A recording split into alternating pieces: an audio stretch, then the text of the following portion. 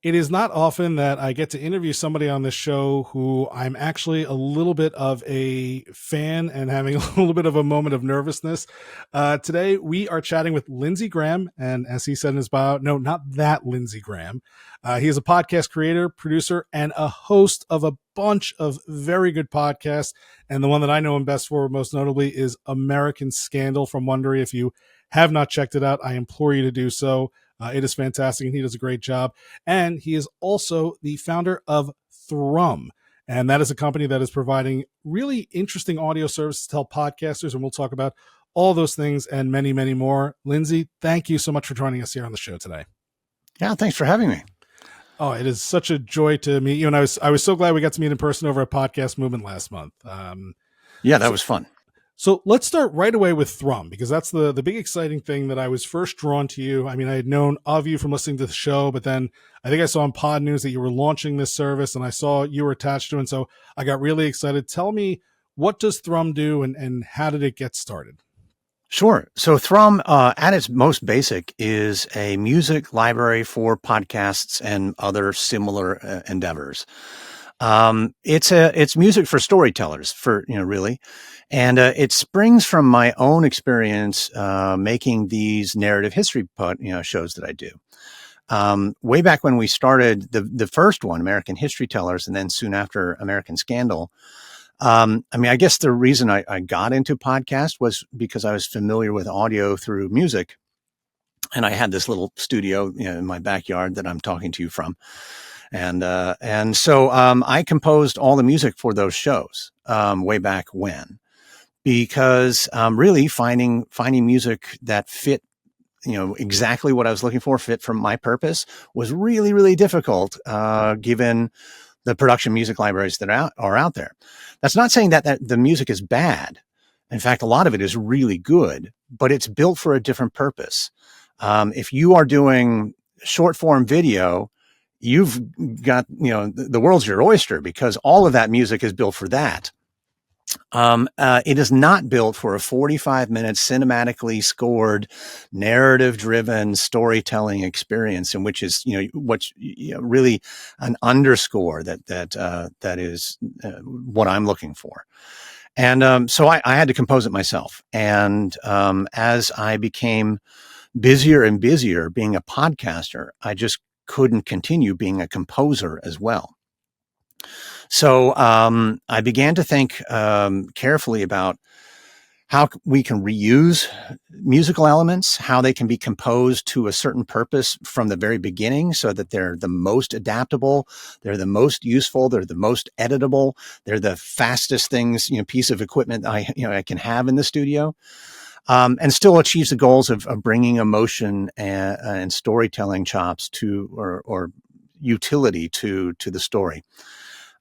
So over, a couple of years, I kind of developed this system of always composing in the same key, of always composing in the same tempo, of always kind of fitting things into certain types of cues, because I found myself looking for something like, well, I need something that's kind of actiony right now, or I need something that's kind of suspensey right now, or I need to resolve that suspense right now, or I need something neutral, just that's underneath as I, exposit or just talk about facts. And so this system was built, that everything's in the same key, everything's in the same tempo, and everything's organized by narrative function, not musical genre or something like that. And having done that work, I hired a composer and thought, maybe other podcasters would enjoy this too. So if I'm a first-time podcaster or first-time narrative podcast producer, what is the experience like when I go to Thrum versus, like you said, the bevy of excellent royalty-free music libraries out there for, more generic intro, outro music? Like what is it that I'm going to be doing to get the best content from the platform? Well, we organize everything by album. We kind of still think thematically and musically. So and inside every album is a collection of 80 to 120 different tracks that are all thematically or aesthetically grouped. So if you were trying to investigate Thrum, I would audition a few albums and find one that's like in your ballpark. we try to name them evocatively to get you there. Like "Quirky in the Dark" is a pretty clear one. That's it might be a kind of a madcap true crime sort of adventure especially if you're into I don't know, Murders in the Building. This is the album for you, right? Um, so if you do find an aesthetic, then what you'll discover is that album is very rich. With every track has a regular mix, an alternate mix, a reduced mix to kind of clean it up and make it even more sparse. But they're all the same. They're like variations on motifs. And then they're all organized by these narrative functions, so that when you get to that moment where you need to switch moods, you could stay within the same album and just find the different function. But because everything's in the same key and same tempo, you don't need to stay in the same album. Any track across the 5,000 in the library are harmonically and rhythmically compatible. Excellent. Well, we encourage everyone to check that out at Thrum. That's THRUMM.audio. And of course, we'll have a link to it so you can see right there. I'm curious, you said you started as a musician, and if you're not watching the video, I implore you to go check it out and see some of the guitars that we have on the back wall behind Lindsay, including a portrait of George Washington there. How did you discover that, going from music production to narrative storytelling, like how did you know that your skills translated, or what was it that made you say, I can compose music for storytelling versus just, writing songs? Well, I guess there are two questions there. The first one is I never expected to be on this side of the mic. I never expected to be a voiceover talent. Music and audio production was always just a hobby while I went to my 9-to-5, job in marketing. A great accident happened in about 2014, 2015, in which I was fired from one of those jobs, and I decided to try my hand at making something I love, also my career. I don't recommend this route for many people, but it worked out for me. I started as an audiobook company that turned into kind of a podcast company that eventually I left. But one of those shows got the attention of Wondery, and then my career just took off from there. But how did I know? The second question is, how did I know that I could compose for storytelling? I think I was doing that anyways. If you're a musician or a producer, bands are super fun, and I enjoy that a great deal. But you're also looking to just find your next job, and a lot of that is in media production. Bands are by almost definition broke, and so they're not paying you much. But TV and film, or documentaries, or short films, that's interesting, and it's a job. So I had been doing composing for commercial and for image, for video for a while, and kind of knew how it worked. So it wasn't too far a stretch, really, to then say, okay, well, I've scored a 10-minute industrial video. I can probably score a 45-minute history documentary. With 45-minute history documentary, for someone who's never done this type of work, lots of podcasters are seeing the prospects of narrative podcasting, where they can go with it, how much fun they can have with it. It's definitely a growing field, and certainly shows that are committing that kind of work and dedication and production to it, are getting a pretty good response out there in the podcasting space, whereas some of the more basic interview shows are not quite breaching, through the noise that's out there. But how do you know where to put music, or maybe even more importantly, where not to put music? Because I think there's often a urge to fill the entire thing with music, but I think that would honestly kind of be, it would almost be detrimental to the project. Well, that's interesting, because me from American Scandal, which has wall-to-wall music in it. There's not a point in which there's not music. But that does differ from American history tellers, which is kind of a drier, more narration forward format. Um, I think you can go either way. There's going to be a balance or an aesthetic that you find, a style. And for history tellers, I'll focus on that because that's the one that has music in moderation. It is really useful as punctuation. Um, if you think of your entire episode as maybe a one paragraph short story in which there's a beginning, a middle, and an end, and things happen, and you need to punctuate those sentences, that's probably where the music goes. Is it an exclamation point? Is it a question mark? Is it a colon or a semicolon, or is it a section break indicating a big pause? Music does this really well to indicate the starts and ends of things. We know something's coming up, or we know that something's ending, even if it's inconclusive. If I tell you something that has incomplete information, you may be, as a listener, left wondering, well, you didn't tell me everything. What's going on here? But if I put a sting underneath it, or a bit of a rise of underscore, and that falls away, that's much more purposeful. I have told you through the music that I know that you know, or you don't have all the information, and I will probably get to it later. There's all sorts of ways to manipulate your story using music, but if it's interspersed, it's mostly and probably primarily as punctuation and signposting to the audience. This is what's happening now, and I'm in control of it. That's interesting. You say this, and now I'm going to have to go back and re-listen. I don't think I realized there's music throughout all of American Scandal. I really thought that, I've always heard the music as a place for transition, right? Or a place to, accentuate a point, or more importantly, a place to give the listener a chance to really absorb what you just said, right? You said something really important. Here's a little bit of music so that you really have to think about it now, right? You're not just waiting for the next thing to be said or moving on to the next thought. But I mean, I guess that means the music is so effective that I don't even realize it's going on the entire time.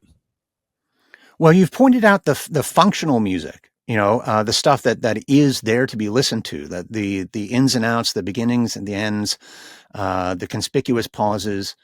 Probably what you're not hearing, at least consciously, is all the manipulative music, the tonal stuff. Now, American Scandal has a lot of very drony, dark music underneath it. It's not doing a lot, rhythmically or harmonically or melodically. It's just there as a vapor in the room. But it's setting a mood, and I would be very interested for you to listen to your next American Scandal episode, critically, and let me know what you think the music is doing, because it should be changing tensions, shifting moods, making you feel tense or relaxed. It is there to manipulate you.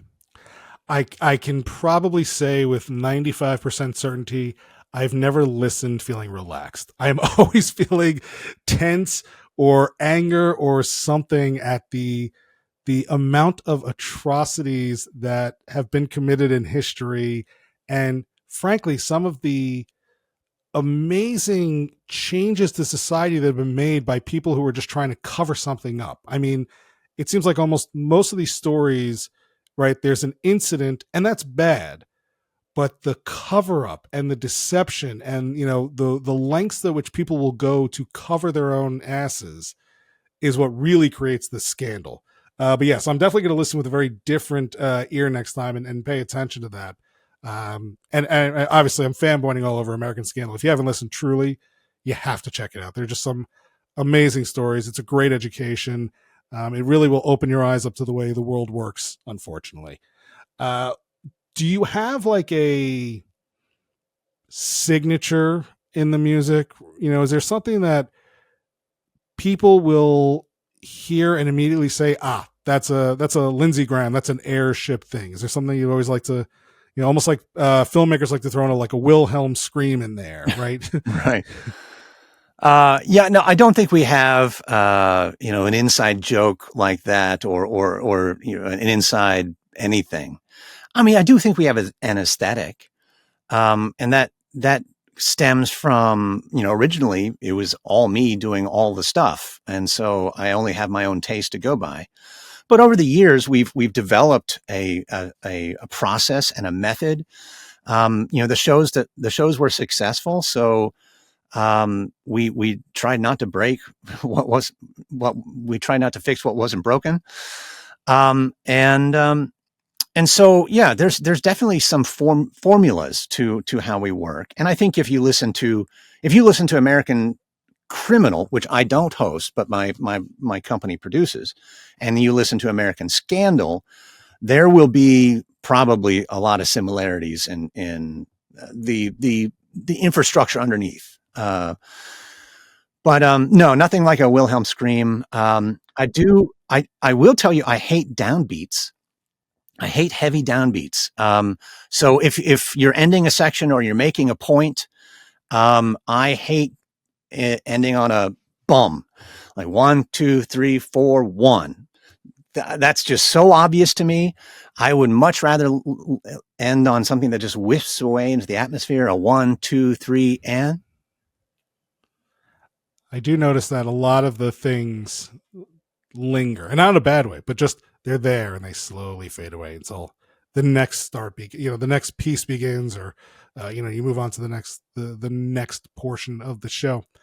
I'm curious, what year were you approached by Wondery, and what was it like to go from a marketing person with a musical background to I'm gonna kind of try this podcasting thing, to being approached and ultimately, I guess acquired might not be the right word, but ultimately partnering with what is one of the most successful content production brands in the space today? Yeah, well, in a one word, it was fantastic. So I never really knew what I was going to do when I grew up. I much of my school career was just doing what was expected of me next. I got my MBA for almost petty reasons because a coworker of mine announced that they were going to get theirs, and I was like, "Oh, I'll be damned if you're going to get one, and I'm not going to." Um, and so, I have no good internal personal reasons for doing these things, for making some career choices, other than you need the money to pay the rent, right? And I think that's probably true for a great portion of people out there. So, podcasting was this opportunity to kind of assemble many of the things that I knew I liked doing, and put them in one place. I do have a business mind. I like spreadsheets, and I like running my company. I also like podcasts. I like audio. I love music. I like storytelling. So this is just getting better and better the more things I get to cobble together here. So it was transformative. And I'm the happiest, most content I've ever been in my life right now. And I hope next year is even better, and I know that that's a place of privilege. But it's great, great to be here. I love that you say it that way. When I was consulting with people, I was always asked, what makes for a successful podcast, or, why should I do this? Or how do you know a show is going to be good?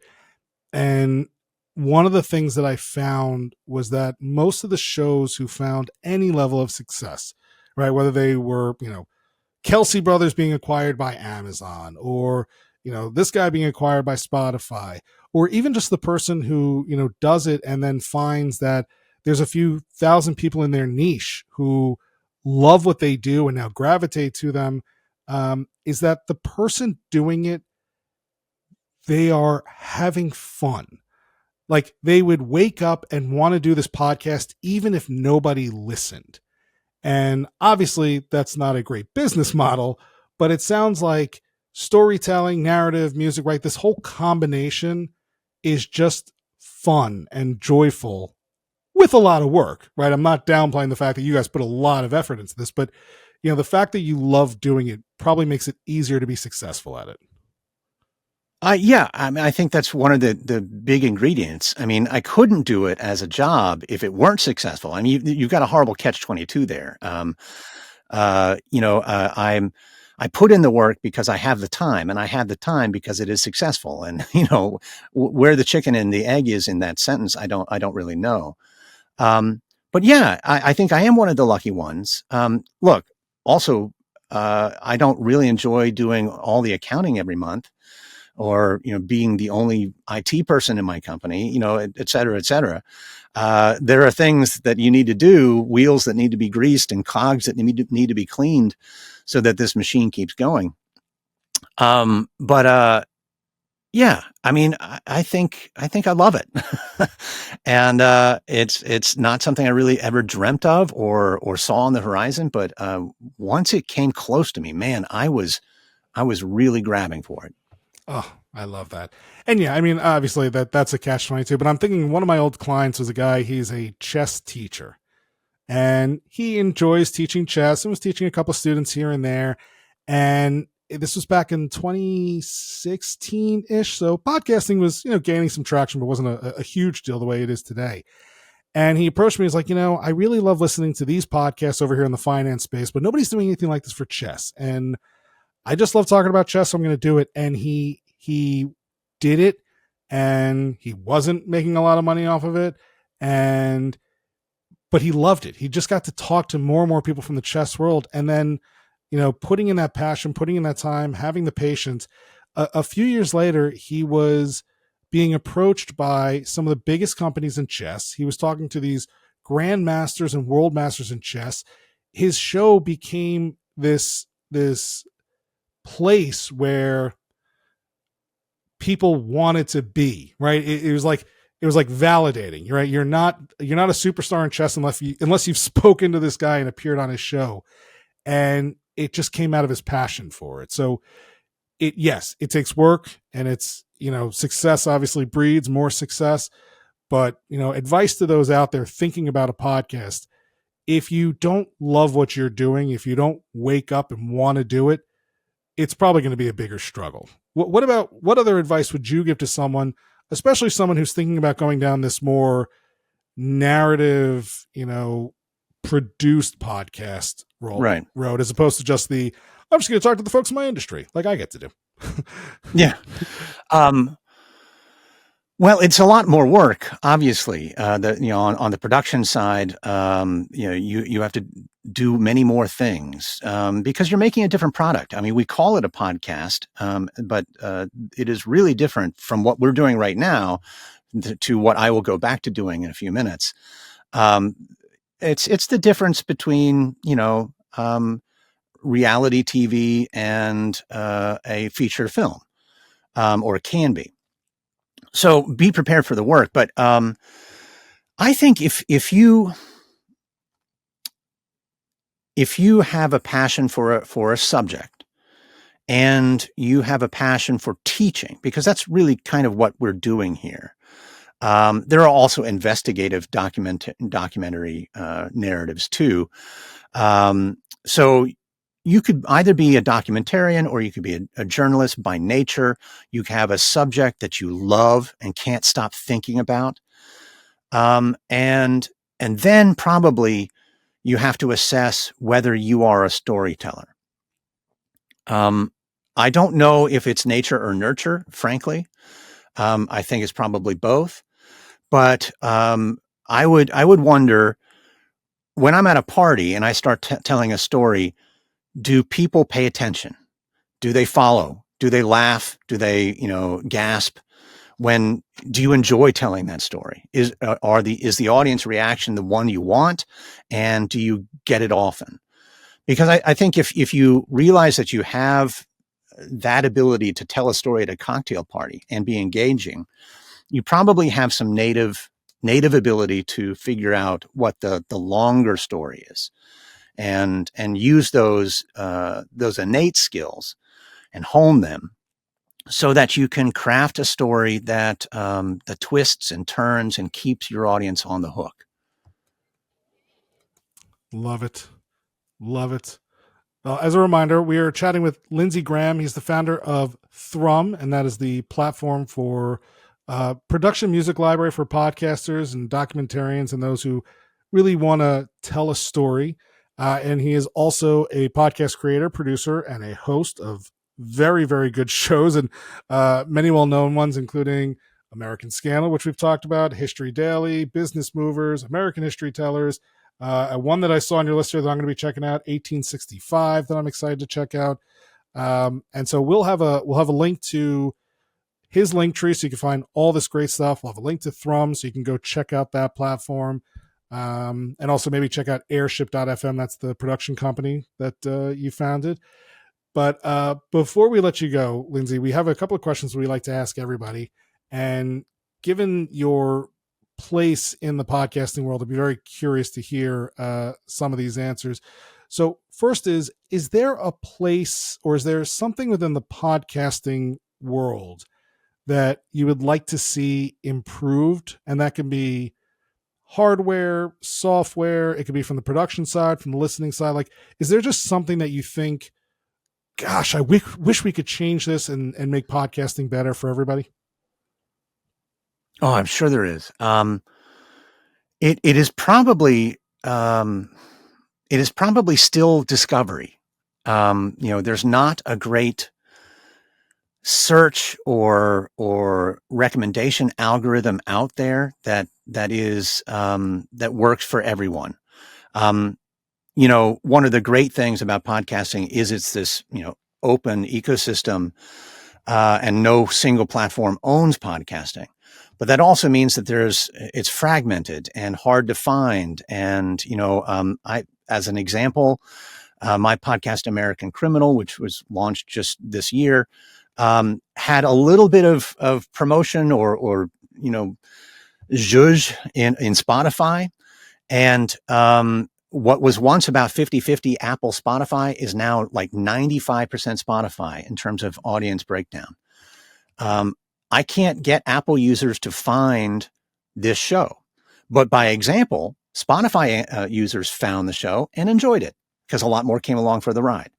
So I know that there are people using Apple Podcasts that would like this show if they could just find it. And that's really frustrating, especially when I have metrics that can demonstrate that this show would have a bigger audience if the platforms had an ability to really find the people who are looking for it. We'll make sure to put the Apple link to that show in particular so that people can find it. Because I want to check that every listener is a good listener. I don't mind at all. But I just know that I'm leaving listeners on the table on the Apple side of the equation. So if there were some better, and I don't think it's a single system, like YouTube's algorithm or something. I think it just takes a maturation of the industry still, that people say, hey, I need a new podcast, and it's a lot easier to find than it is currently. I like that. Is there any piece of tech that is on your wish list? And by that, I mean, something out there that you have always wanted that you want to buy, or maybe something that hasn't even been created that you would like to see made that would make your studio more enjoyable. And I say this knowing that you have a fantastic studio. And if you want to just tell us about some of the basic equipment you're using for the podcast, we'd love it. Oh, sure. And this is stupid gear stuff. And a lot of it is like 10 times more expensive than it needs to be.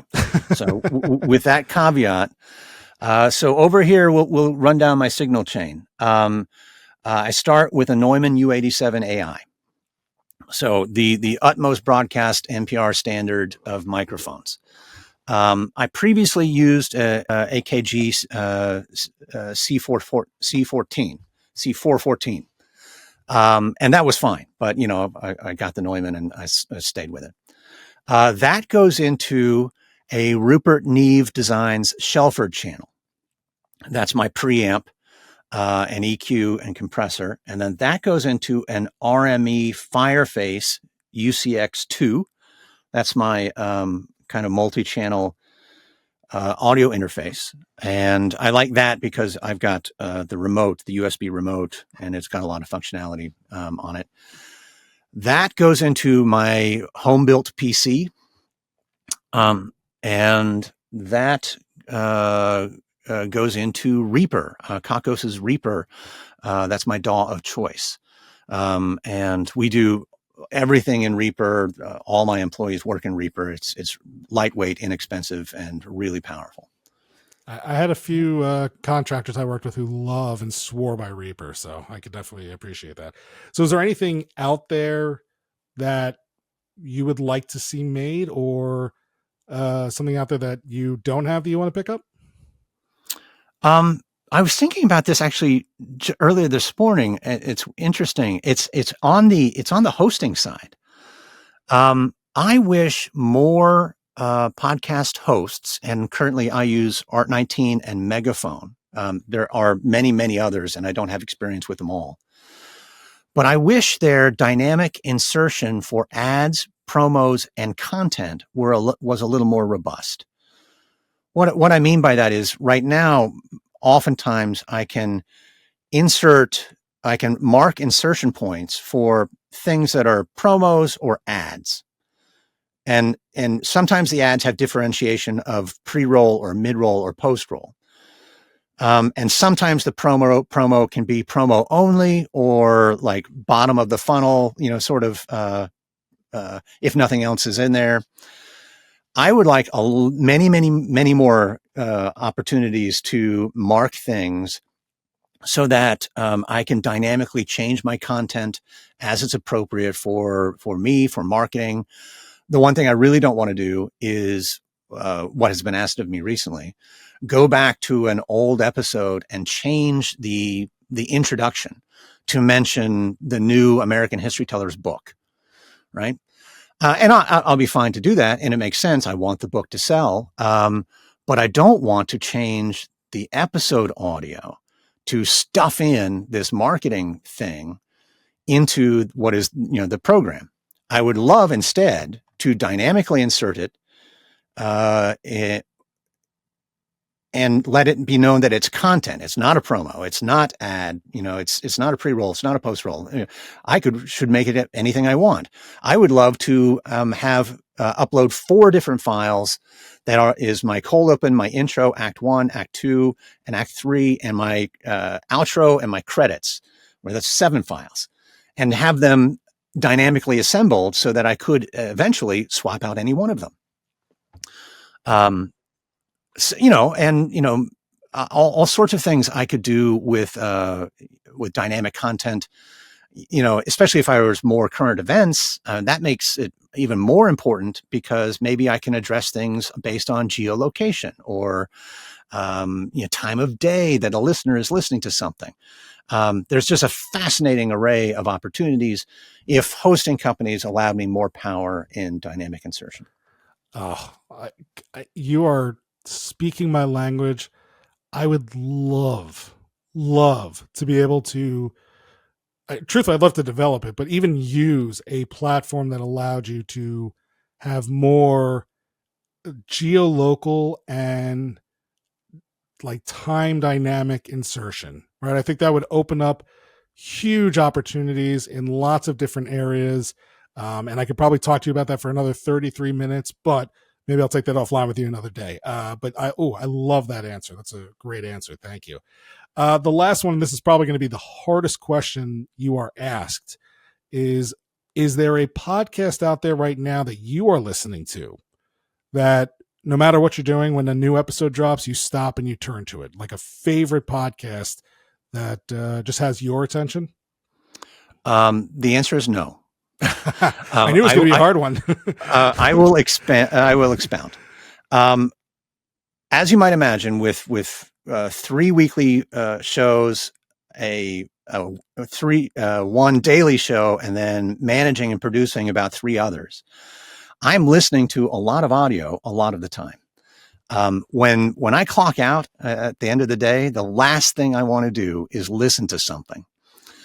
So I drive home with the radio off, and just the sound of my own wheels driving me crazy. That's kind of all I want. Now, there are certain shows that when I have an opportunity, a vacation, along a road trip or something like that, I will get back into. Revisionist history has always been a favorite of mine. Malcolm Gladwell just has a way about him, a humor and a curiosity that I find really compelling. Smartless does it, for pure entertainment. I really enjoy it. I listen to Smartless a lot for their ads because I get a lot of the same copy, and I just want to kind of check in on how they're doing it, and compare it to, maybe even take notes on how I can do the next ad. So there's two that I listen to, recreationally, but I'm really not a large or intrepid podcast consumer. I understand that feeling. When I was heavy into the production company and editing audio all day, when I finally was able to shut down the computer and not have to work anymore, I would just throw the headphones and be like, I'm done with this, and put on a screen, right? Like, give me something other than, audio to listen to. So I can understand and appreciate that. And I like hearing that you listen to shows for the research on how to do the commercials. I think that's a unique perspective that I think other people could learn from, because, yes, the audience might groan at the thought of commercials, but man, when shows do them right, and they can be entertaining and they can be useful and engaging and fun, I mean, that really is going to go a long way to support your venture, your project, and your passion. So don't just do it to get it done, but take the time and think about it, and it will really help your ability to keep supporting the project that you're working on. Lindsay Graham, this has been an absolute joy. As a reminder to everybody, he's the founder of thrum.audio, THRUMM.audio. It's a musical library for narrative, documentary podcasters who want to really turn up their game on how they add audio and music to their productions. And he is the host and creator of several chart-topping shows, notably, obviously, American Scandal, which I've already said I've listened to many, American History Tellers, History Daily, a few others, American Criminal out there, and a few more that we'll try and have links to, all of them here in the show notes, and implore you to check them out. You will love Lindsay's dulcet tones in your ears when you're listening to these shows. It is a real pleasure. Thank you so much for joining us today. Thank you, Matthew.